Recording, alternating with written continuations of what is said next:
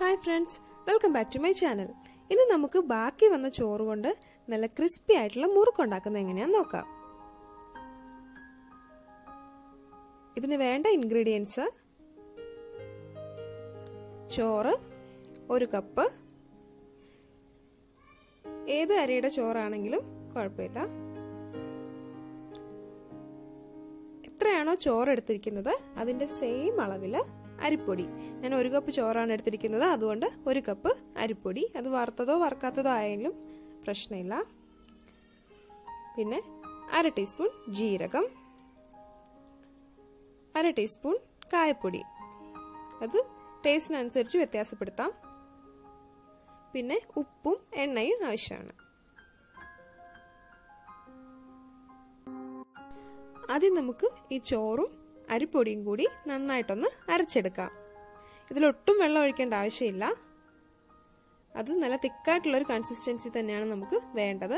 രണ്ടും സെയിം അളവായിരിക്കാൻ എപ്പോഴും ശ്രദ്ധിക്കുക. അല്ലെങ്കിൽ ഒന്നെങ്കിൽ കട്ടിയായിട്ടിരിക്കും, അല്ലെങ്കിൽ കുറച്ച് കുഴഞ്ഞു പോകാനുള്ള ചാൻസ് ഉണ്ട്. ഇങ്ങനെ അരയ്ക്കുന്നതിന് മുന്നേ ചോറും അരിപ്പൊടിയും കൂടി ഒന്ന് മിക്സ് ആക്കി ഇട്ടിട്ട് അരച്ചാൽ എളുപ്പത്തിൽ അരച്ചെടുക്കാം. ഇതിപ്പോൾ അരച്ചെടുത്തിട്ടുണ്ട്. ഇതാണ് ഇതിന്റെ പരുവം. ഇങ്ങനെ ഉരുട്ടുമ്പോൾ കയ്യിൽ പറ്റി പിടിക്കാതെ നല്ല തിക്കായിട്ടിരിക്കണം. ഇത് നല്ലതായിട്ട് ലൂസായി പോയാൽ അതിൻ്റെ അർത്ഥം ചോറ് കൂടിപ്പോയെന്നാണ്. അപ്പോൾ കുറച്ചും കൂടി അരിപ്പൊടി ഇട്ട് കൊടുക്കാം. നല്ല തിക്കാണെങ്കിൽ അരയ്ക്കുന്ന സമയത്ത് തന്നെ ചോറ് കുറച്ചും കൂടി ചേർത്ത് കൊടുക്കണം.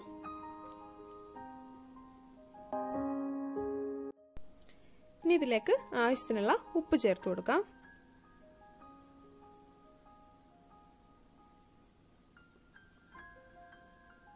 കായപ്പൊടി ചേർക്കാം.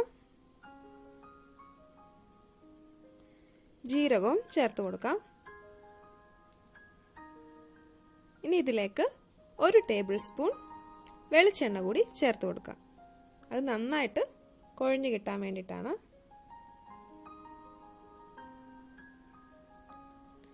ഇനി അത് നന്നായിട്ട് കുഴച്ചെടുക്കാം.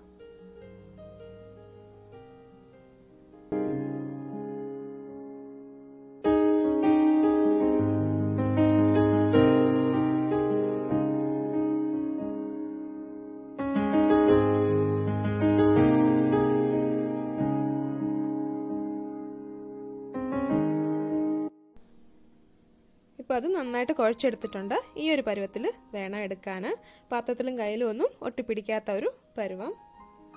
ഇനി ഇതൊരു 15 മിനിറ്റ് ഇങ്ങനെ വെച്ചേക്കാം, ഒന്ന് സോഫ്റ്റ് ആവാൻ വേണ്ടിയിട്ട്. ഇനി നമുക്കിത് ഉണ്ടാക്കാം. അതിനായിട്ട് സേവനാഴി എടുക്കാം. അതിനകത്ത് ഈ സ്റ്റാർ ഷേപ്പിലുള്ള അച്ചാണ് നമുക്ക് വേണ്ടത്.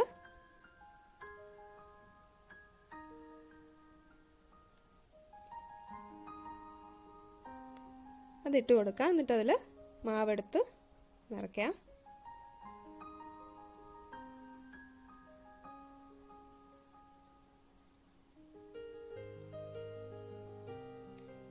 ഈ സേവനാഴിയുടെ ഈ കമ്പ് പോലെ ഇരിക്കുന്ന ഈ പോർഷനിൽ കുറച്ച് എണ്ണ ഇട്ട് കൊടുത്താൽ അത് നല്ല സ്മൂത്തായിട്ട് കറക്കിയെടുക്കാൻ പറ്റും.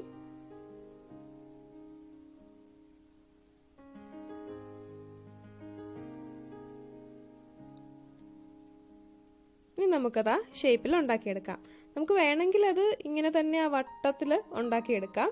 അല്ലെങ്കിൽ ഇങ്ങനെ നീളത്തിൽ എടുത്തിട്ട് നമുക്കത് പിന്നെ എടുത്ത് ഷേപ്പാക്കി കൊടുക്കാം. വട്ടത്തിൽ എങ്ങനെ വേണമെങ്കിലും ഉണ്ടാക്കാം. ഇത് കട്ടിയായിട്ടിരിക്കുന്നത് കൊണ്ട് അത് ഉടഞ്ഞു പോകാനുള്ള ചാൻസ് ഒന്നുമില്ല. ഇങ്ങനെ വട്ടത്തിൽ ആക്കി കൊടുക്കാം. പിന്നെ ആദ്യം ആക്കുമ്പോൾ നമുക്ക് കറക്റ്റ് ആ ഷേപ്പിൽ കിട്ടണമെന്നില്ല, വട്ടത്തിൽ തന്നെ ആക്കുമ്പോൾ. അപ്പോൾ വേണമെങ്കിൽ ഇങ്ങനെ നീളത്തിലെടുത്തിട്ട് അതിൻ്റെ ഷേപ്പിലാക്കി കൊടുക്കാം. എന്നിട്ട് അറ്റം ഇങ്ങനെ ഒന്ന് ജോയിൻ ചെയ്യണം, ഇല്ലെങ്കിൽ അത് വറുക്കുന്ന സമയത്ത് വിട്ടുപോകാനുള്ള ചാൻസ് ഉണ്ട്. അങ്ങനെ നമുക്ക് എല്ലാം ആ ഷേപ്പിലാക്കി എടുക്കാം.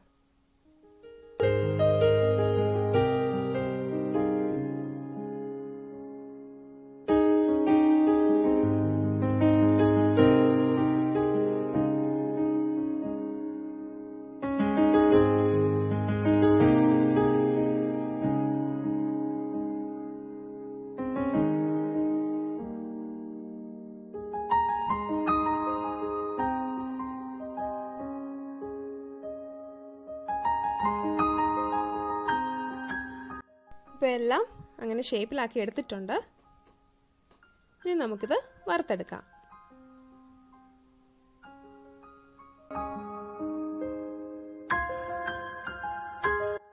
അതിനായിട്ട് ഒരു പാത്രം വെച്ച് ആവശ്യത്തിന് എണ്ണ ഒഴിച്ചു കൊടുക്കാം. അത് ചൂടായി കഴിയുമ്പോൾ അതിലേക്ക് ഈ മാവ് ഇട്ട് കൊടുക്കാം.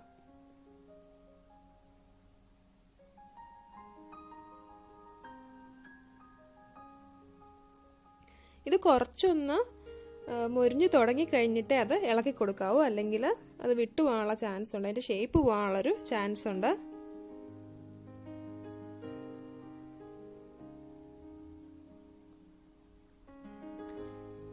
ഇത് ഒരുപാടങ്ങ് ബ്രൗൺ ആവുന്നത് വരെ വെയിറ്റ് ചെയ്യേണ്ട ആവശ്യമില്ല. ഒരു പരുവം കഴിഞ്ഞാൽ ഇത് പിന്നെ പെട്ടെന്നാണ് കരിഞ്ഞു പോകുന്നത്. അതുകൊണ്ട് ഒരു ലൈറ്റ് ബ്രൗൺ കളറൊക്കെ ആയി തുടങ്ങുമ്പോൾ അത് എടുക്കുന്നതാണ് നല്ലത്. ഞാനങ്ങ് ഒരുപാട് ബ്രൗൺ ആവുന്നത് വരെ വെയിറ്റ് ചെയ്യുന്നില്ല. നല്ല ബ്രൗൺ കളർ വേണം എന്നുള്ളവർക്ക് കുറച്ച് സമയം കൂടി ഇടാം, എങ്കിലും അത് കരിഞ്ഞു പോകാതെ സൂക്ഷിക്കണം. ഇടയ്ക്കൊന്ന് തിരിച്ചിട്ട് കൊടുക്കാം. ഇതിനി ലൈറ്റ് ബ്രൗൺ കളറായി തുടങ്ങുമ്പോൾ എടുക്കാം.